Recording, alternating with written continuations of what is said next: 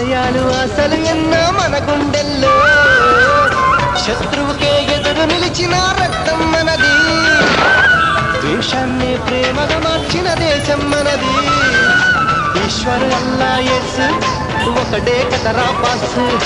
దేవుడికెందుకు జెండా కావాలా పార్టీ అండా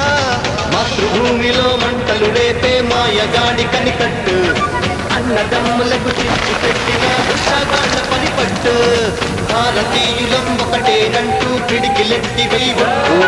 కుప్పలు చేసే శత్రుముఖల తోలు తీసి ఆరబెట్టు దమ్మే